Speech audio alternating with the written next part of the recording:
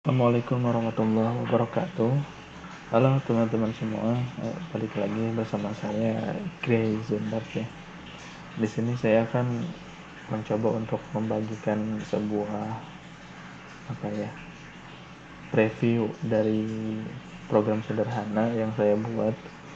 Nanti mungkin ceritanya akan coba untuk berbagi bersama teman-teman bagaimana cara membuat program tersebut atau cara membangun program tersebut dari awal sampai nanti selesai. Ya, program ini memang berbentuk sederhana ya, maksudnya nggak begitu rumit ceritanya, logikanya juga nggak begitu rumit, cuman untuk belajar sambil belajar bersama lumayan sih. Jadi ceritanya itu untuk manajemen surat masuk. Saya mencoba membayangkan dari sebuah dinas bagaimana sebuah surat yang datang dari atasan. Saya ceritanya agak sedikit pendek gitu. Bagaimana sebuah surat, ini ada sebuah surat turun dari atasan, turun itu ke eselon 3 ya, namanya tuh kabid. Kita insert dulu ini kabid. Nah, dari kabid tersebut dia bikin disposisi. Cuman sebelum bikin disposisi, surat itu biasanya harus diterima dulu sama TU. Nah, isi disposisi tersebut biasanya suka ada copy dulu ya. Ada tanggapan dan ada arahan ke bawah ya. Dalam hal ini ya kepala subbidang. Nanti rencananya yang ingin menginput ini semua itu adalah TU. Oke, TU itu mencoba untuk menginput dalam satu sistem, semuanya, surat, file semuanya beserta tanggapan yang ada di sini, inputkan. Nanti pas akhirnya si TU itu milih disposisi ini ke siapa, ke bawahnya. Misalkan namanya AI. Nah, ini si surat ini akan muncul di dashboardnya AI. Jadi dia dapat turunan surat, bentuk laporan surat yang masuk dengan disposisi kepala bidang. Nanti dia ada reminder juga di sini, ada count reminder berapa jumlah surat yang belum ditanggapi. Dan rencananya di sini dia akan memberikan jawaban ketika memang sudah ditunjukkan ke AI ini. Dia akan memberikan jawaban bagaimana tanggapan dari arahan tersebut. Setelah selesai diberikan tanggapan, lalu sebenarnya sudah beres sih, hanya memberitahukan saja apa yang harus ditindaklanjuti dari surat tersebut. Nah, adapun ceritanya di sini tuh nanti ada reminder juga bahwa surat ini sudah ditanggapi, surat ini sudah diisi posisi, ataupun surat ini belum ditanggapi, ya ada di sini semua gitu. Dan untuk lebih jelasnya daripada surat-surat seperti ini sih, mendingan saya gambarin lewat sistem aja gitu. Oke, saya ini dulu ya.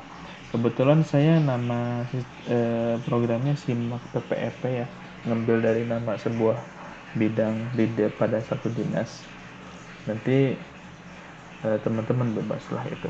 Kita nanti belajar di awal. Saya coba untuk upload video tentang previewnya dulu ya. PHP artisan serve. Nah, sudah beres, kita coba 7 tik 0 tik 0 tik 1 8.000. Oke.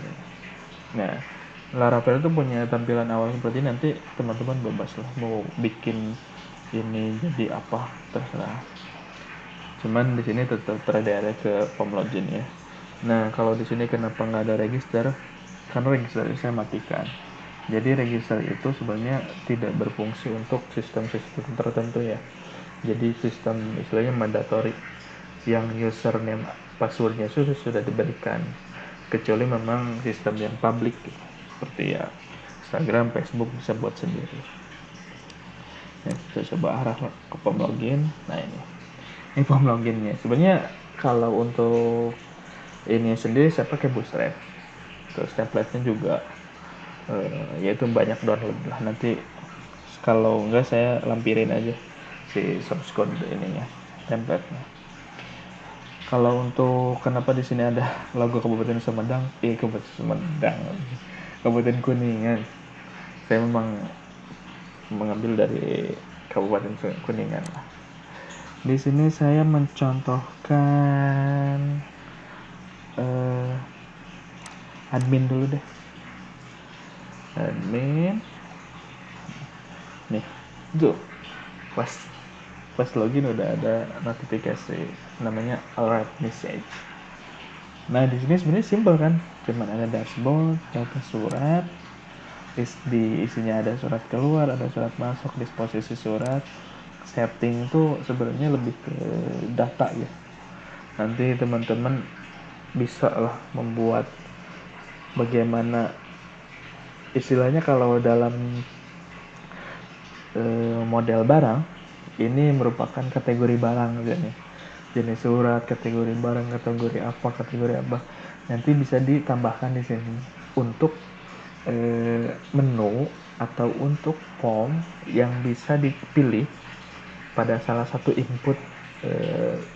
inputan ya yang nanti teman-teman akan gunakan. Misalkan datanya nih harus dinamis, kan nggak mungkin rubah atau nambahin data lewat database. Jadi teman-teman bikin CRUD-nya dulu sebagai model kategori, nanti relasiin aja ke form input yang nanti akan teman-teman gunakan gitu. Di sini juga kalau admin ada punya untuk melihat user, di mana bisa menampilkan user, email, hak akses, levelnya gitu. Jadi kalau misalkan saya bedah satu persatu, misalkan untuk user, nih nambahin user itu namanya siapa, emailnya apa, hak aksesnya sebagai apa, kenapa gitu. Kalau saya manggil saya kenapa nih si hak akses kok ditampilin semua, yaitu gunanya admin, karena form ini menu ini hanya ada di admin, jadi nggak bisa diakses untuk semua. Jadi bolehlah di sini ditambahin hanya admin yang bisa mengakses semua.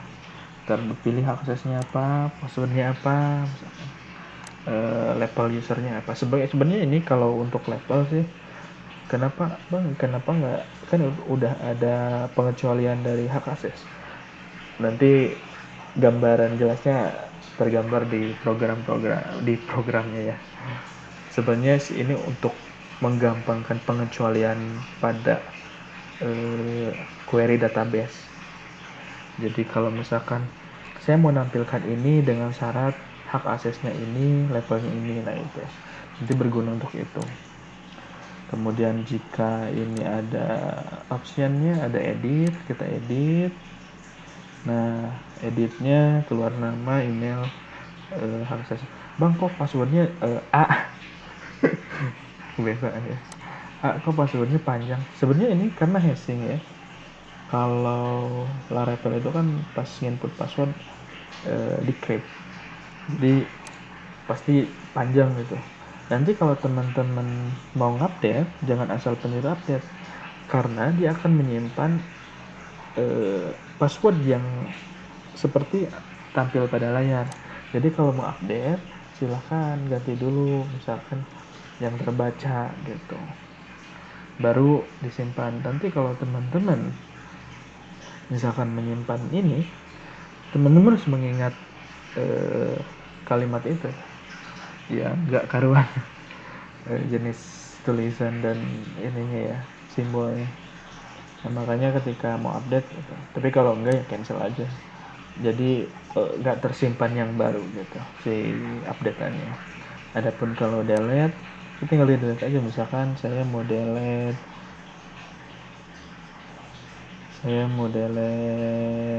ini nih, kun delete. Nah ini ada alert juga. Jadi sebelum fungsi delete itu biasanya rawan ya. Jadi harus ada, meskipun sedikit gitu, harus ada pemastian bahwa benar enggak ini yang akan dihapus. Kalau iya ya tinggal delete aja. Baru ada nih notifikasi lagi bahwa data berhasil dihapus. Oke, udah beres. Nah ini juga sama ketika yang tadi saya ceritakan model kategori, jenis surat itu sama. Ini ya gini lah, mau menyimpan data, salah satu data yang rincian datanya itu spesifik gitu teman-teman. Kalau kategori barang ya barangnya apa, misalkan elektronik ataupun barang pecah belah gitu, bisa disimpan di sini. Jadi pas nanti teman-teman menginput data pada satu menu dengan merelasikan tabel yang ini, itu bisa. Jadi menunya dinamis, datanya dinamis gitu. Kalau di sini saya juga mencoba untuk menampilkan ini bagaimana cara menginputkan melalui modal gitu. Biar teman-teman bisa explore sendiri, minimal dasar-dasarnya kita belajar bareng nih ya. Belajar bareng bagaimana cara CRUD biasa, bagaimana cara CRUD dengan modal. Nah, gitu. Kalau ini cuma satu data ya. Satu data, misalkan saya testing aja. Save. Oke. Nah, tetap ada alert sukses bahwa data berhasil ditambah ketika saya ini kan sudah ini ya, saya pakai ini paginate-nya dari Laravel, bawaannya Laravel.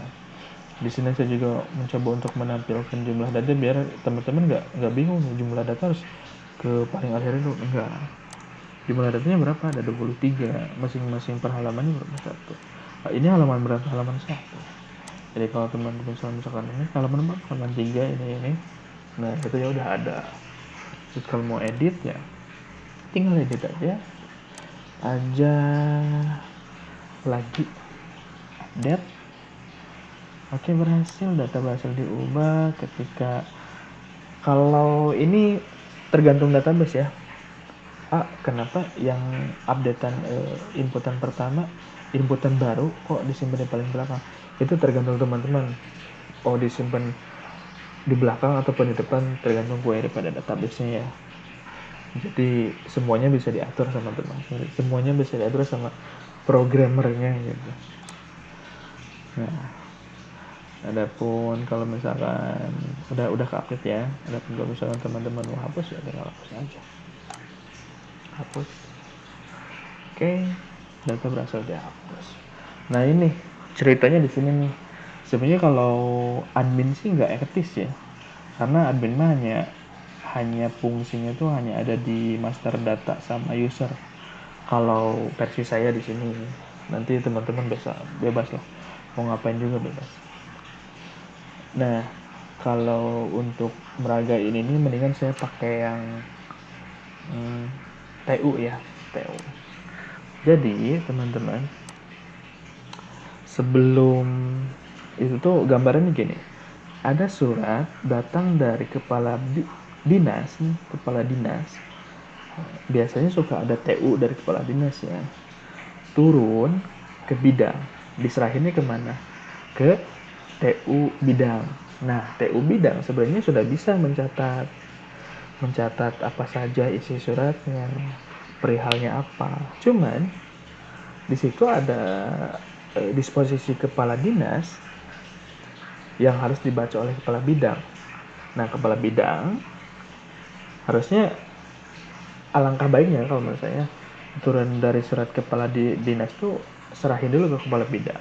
Biar beliau tuh tanggapi dulu dan arahannya apa dan diturunkan ke siapa gitu. Nah, seperti ini teman-teman. TU PPP @gmail.com. Sudah 3456. Nah, ini teman-teman. Nah, untuk pembagian menunya juga ada beda. Kalau TU tuh sama kepala bidang beda, sama pegawai juga ada beda.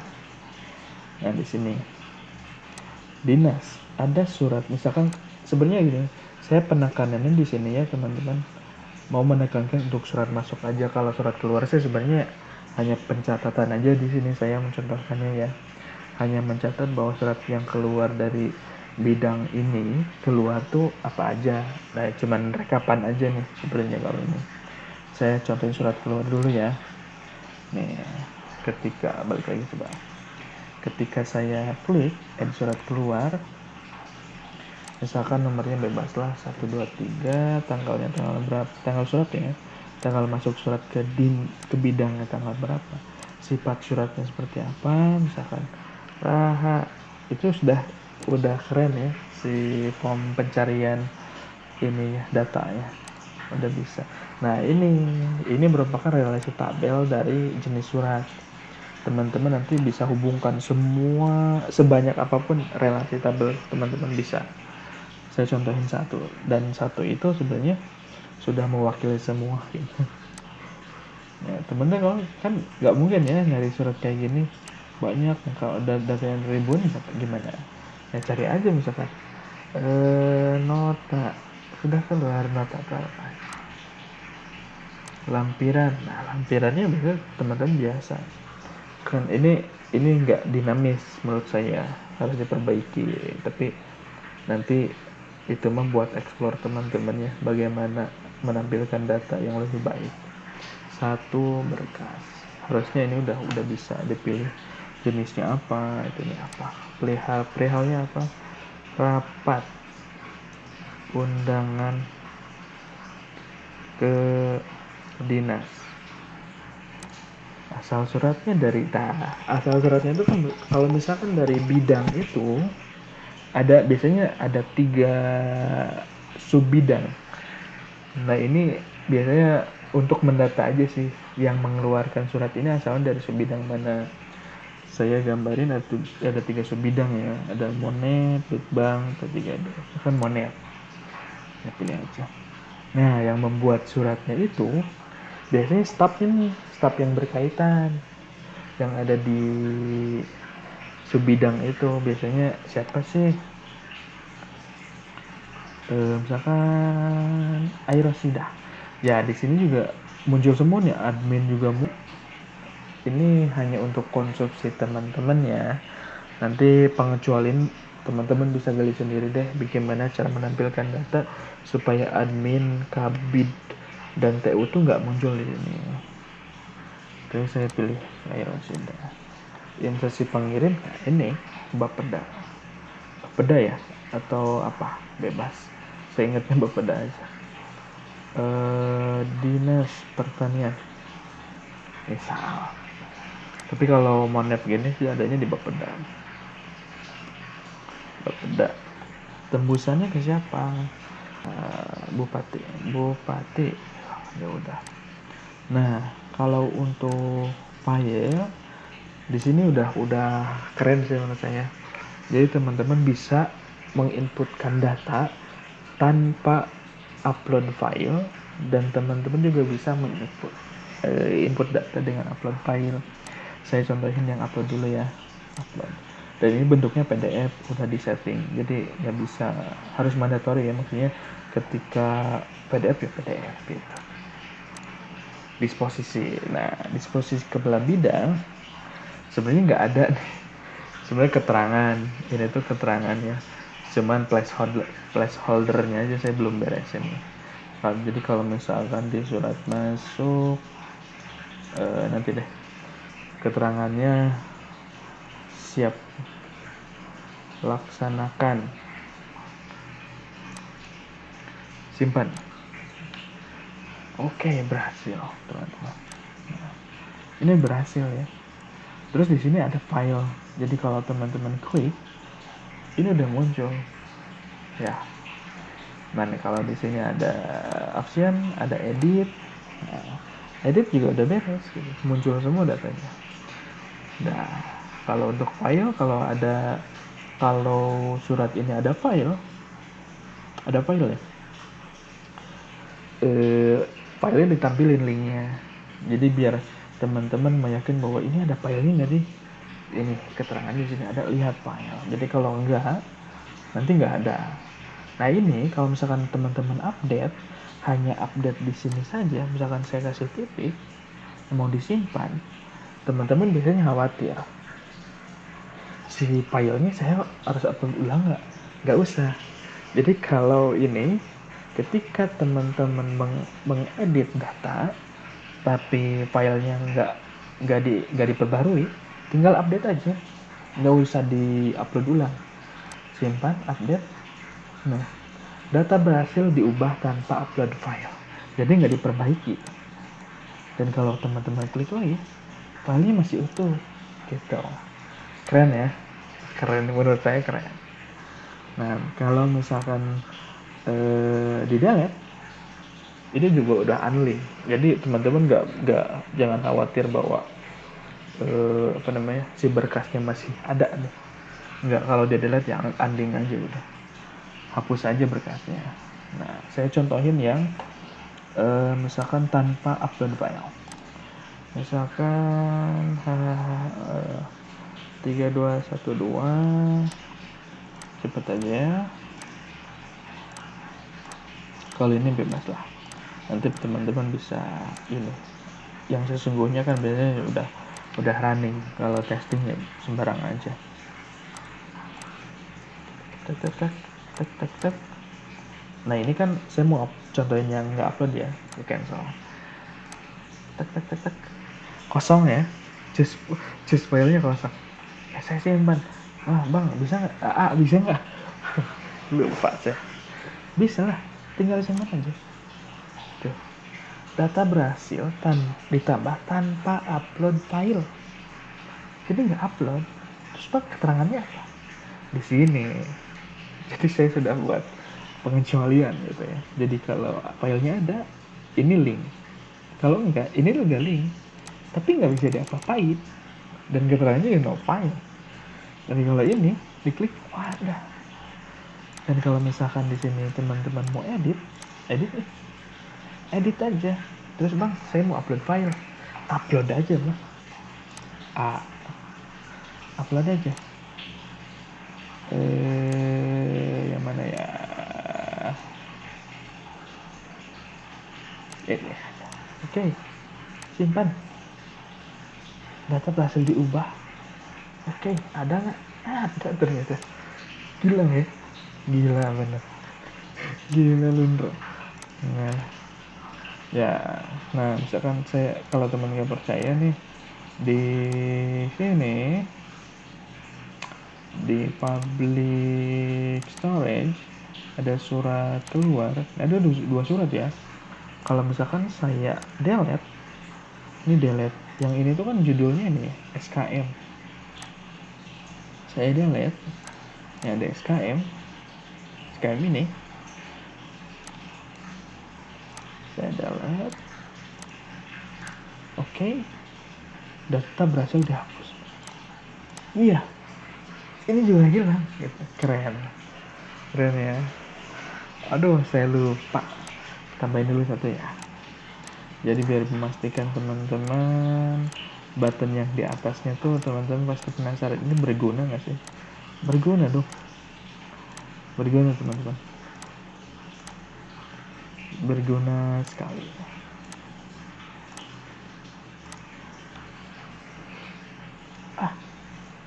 Ada yang kelewat, ternyata ada remindernya. Oke, kita input satu berkas. Nah, kalau untuk file biasanya nggak bisa, kalau gagal tetap harus di-upload ulang ya. Jadi nggak bisa menyimpan old file gitu. Kalau old dari field yang diinput bisa. Oke, kita simpan. Oke, gitu. Nah, saya mau tunjukin ini nih. Misalkan saya mencari, saya kalau export Excel itu udah nyala ya. Jadi kalau misalkan teman-teman export Excel tanpa ada pengecualian yang di atas, ini semua data ada, semua data ke bawah. Tuh, ada 2 kan? Ada 2. Oke. Udah ada 2. Nah, tapi kalau misalkan teman-teman perlunya cuman berapa dengan pengecualian, jadi nggak harus nanti pengolahannya di Excel gitu ya. Misalkan saya mau nampilin yang lead bank doang ya. Ini juga kalau misalkan memang ada pengecualian berdasarkan tahun juga bisa. Jadi tiga-tiganya bisa running bersamaan ya teman-teman. Nah, misalkan ada banyak nih dari lead bank contohnya. Terus saya milih tahunnya pengen 2020 aja bisa. Pilih 2020, terus misalkan kata spesifiknya apa nih? Itu bisa tinggal di searching, ketika klik search yang tampil cuma satu.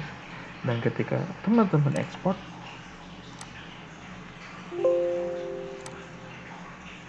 wih, bener juga cuma satu juga gitu. Ya, bisa lah. Nanti teman-teman masih bisa. Saya kan bisa. Kemudian, gimana aja balikin lagi ke awalnya, tinggal klik press aja. Tuh, semuanya muncul lagi. Itu yang surat keluar ya. Sebenarnya fungsinya hampir sama persis, cuman di menu ini nanti ada tambahannya kalau untuk surat masuk. Ya, sekarang masuk ke surat masuk ya. Surat masuk. Surat masuk yang tadi saya ceritain berawal dari TU kepala dinas yang turun ke bidang ngasihin berkas. Biasanya gitu programnya. Nanti saya sih berharap teman-teman mungkin bisa mengembangkan lebih lanjut ya. Nggak usah ada manualnya dulu ya. Kalau perlu ya digital aja dari awalnya gitu. Biar nanti terus-terusan ke bawahnya. Gitu. Sekarang coba untuk add surat masuk ya. Saya maksudnya di sini saya pakai akun karena gambarannya tadi melalui TU ya. Biar TU yang input berkas yang awal. Tapi kalau menurut saya sini ada pro kontranya ya. Berkasnya harus disampaikan dulu ke kabid buat di disposisi lanjutan dan tanggapannya. Tapi di sisi lain ketika kita nginput ketika kita nginput data nanti kan double 2 kali, enggak, tenang aja teman-teman. Jadi seperti yang tadi digambarin ya, kalau menurut saya sih digambarin di sini mah mending teman-teman sebagai TU misalkan input aja dulu suratnya, misalkan ini nih berkas nah ini kan nggak ada nih, filenya belum ada sebenarnya, lagi diproses nih sama kamu. Ini aja disposisi kepala bidangnya kosongin aja dulu gitu. Nah,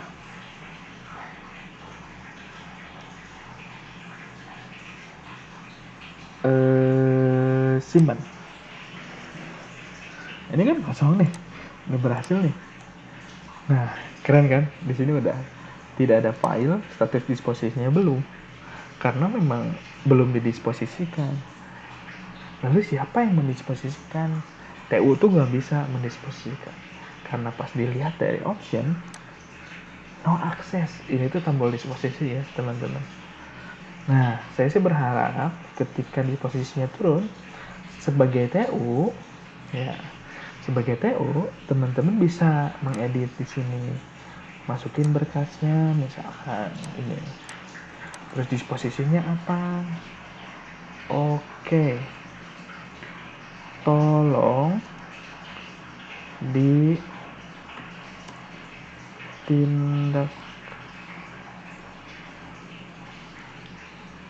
Oh ini maaf teman-teman, ini tuh isi disposisi dari kepala badannya ya, isi disposisi kepala badan, disposisi kepala badan. Saya nulis placeholdernya salah, maaf. Nah, sebenarnya nggak usah ada kata disposisi dari kepala badan ya, nanti di sini aja di edit disposisi dari kepala badan, misalkan tolong laksanakan. Adapun yang lebih simpelnya ya kasihin aja dulu berkasnya ke kabid, biar kabid yang tulis dulu nih. Saya rasa ya memang itu jawaban logis, karena memang atasan tuh tidak selalu punya waktu ya untuk mengurus administrasi terlalu dalam. Jadi biarin beliau membuat tanggapan disposisi kepala dinas dan memberikan arahan lanjutan. Jadi teman-teman ambil berkasnya lagi, lalu inputkan, lalu scan, lalu inputkan. Nah itu udah beres menurut saya. Gitu. No, udah beres semuanya. Tapi status posisinya masih merah nih, karena memang nggak ada. Gitu. Lihat ya teman-teman yang keren tuh, no access, edit, delete. Gitu. Dan saya sekarang berarti tugasnya itu ada di kabid loh. Kabid pp@gmail.com 123 123 456. Nah, ini. Lalu di sini sudah ada notifikasi. Ini apa? Kok dua? Notifikasinya sebenarnya mengingatkan. Saya di sini simple ya. Ini hanya counting dari jumlah data yang belum ditanggapi. Belum ditanggapi itu karena memang belum disposisikan awalnya. Yang penting itu di sini sebenarnya. Awalnya di sini kalau untuk AB. Belum disposisi, berarti surat yang tadi belum disposisikan. Dan belum ditanggapi karena belum disposisikan. Gitu. Dan sekarang kalau melihat menunya sama aja. Kabid itu bisa melihat ini. Kabid ya, diizinkan untuk melihat. Dan kalau untuk surat masuk sama diizinkan. Tapi ada yang beda nih menu di sini di optionnya untuk kabid. Dia hak akses untuk edit dan delete nggak dikasih sama saya. Jadi no akses. Tapi untuk disposisi dia boleh, karena memang usernya user kabin. Gitu. Oke, kita diposisikan. Ini data awal. Ini berkasnya. Kalau ini udah dibandingin ya, disposisikan. Disposisi tanggapan kabinnya dari tolong laksanakan. Siap laksanakan. Disposisi kabin ke bawah. Nah, di sini juga saya gambarin globalnya ya. Nanti teman-teman bisa membuat turunan-turunan lebih panjang, lebih banyak. Jadi nggak boleh langsung ke staf, tapi ke kasubid dulu, itu boleh. Tapi di sini saya gambarin lebih global ya. Dari kabin itu bisa ke siapa aja, ke staf yang ada di bawahnya. Segera lakukan. Ke siapa, Pak? Ke Airosidah deh. Save. Oke, data berhasil disposisi tanpa upload file. Memang nggak upload file karena nggak memperbaharui ya. Teman-teman lihat, tanggapan disposisi belum dijawab. Dan notifikasi di sini ada 0 pesan baru yang belum didisposisi karena sudah didisposisi. Tapi ada 1 pesan baru yang belum ditanggapi karena ini belum ditanggapi. Gitu. Dan langsung masuk ke menu disposisi surat. Gitu teman-teman. Dan di sini di option juga beda lagi nih. Edit disposisi. Jadi satu surat itu di sini lemahnya mungkin ya, sebagai lemahnya hanya bisa disposisikan untuk 1 orang saja. Nanti teman-teman bisa berkreasi milih siapa aja yang mau, karena di sini tuh berkaitan dengan ini, surat ini akan nyampe ke dashboardnya siapa ketika ditunjuk dari sini. Misalkan Rita Haryati. Save. Oke. Udah. Dan ini nggak sama. Belum dijawab. Tapi tujuan disposisinya orang ini. Tapi karena saya ingat user yang AI aja ya. Saya ganti sama AI. Simpan. Nah, kalau untuk kabit sebenarnya tugasnya udah beres. Untuk kabit kita masuk nih ke Airosidah sebagai pegawai Airosidah. @gmail.com. Terus oke, sukses. Nah, di sini ada notifikasinya apa, Bang? Nah, ini ada satu pesan baru yang belum ditanggapi. Jadi ada pesan masuk tapi belum ditanggapi, di count lah jumlahnya berapa, ada satu. Dan menunya pun nih, menunya dia tuh cuma satu, pegawai. Cuma disposisi surat masuk. Data surat masuk yang didisposisikan ke dia. Jadi kalau selain orang ini tuh nggak ada.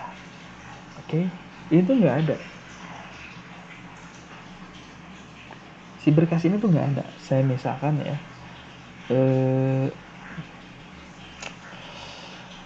saya pakai siapa ya? Rita Harfiat@gmail.com.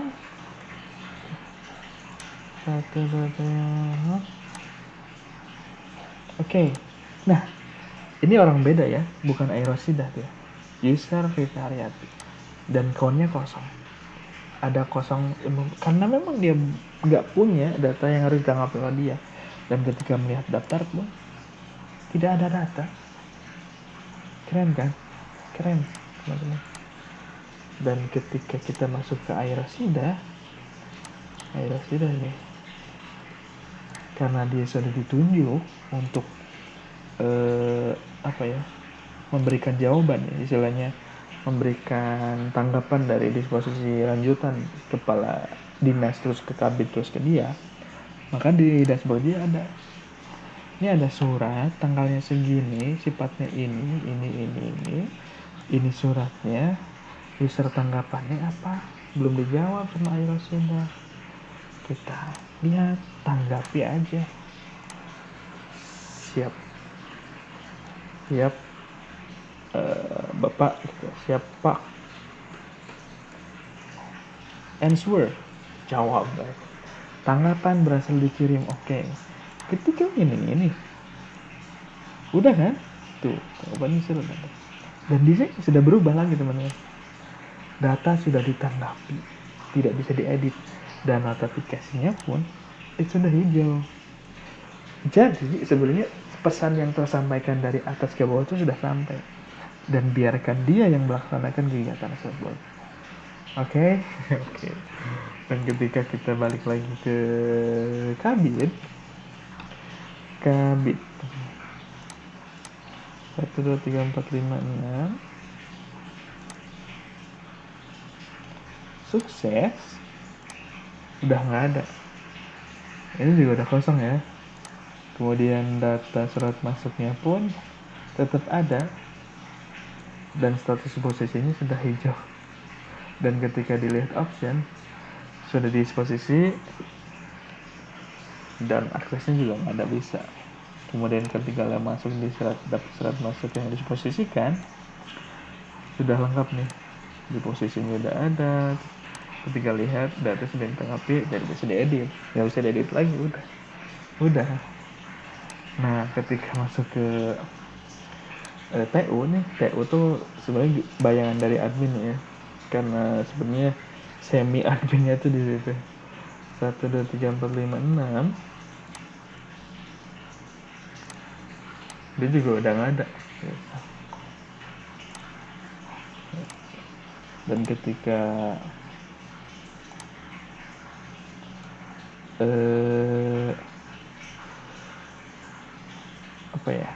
di sini juga udah data udah gak bisa diedit, udah bisa nggak dihapus lagi. Di menu ini juga udah, kalau diedit dari data awalnya udah masih bisa lah. Gitu.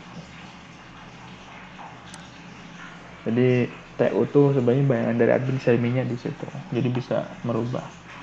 Tapi kalau untuk disposisi sih dia udah nggak bisa ya. Kemudian untuk admin, misalkan admin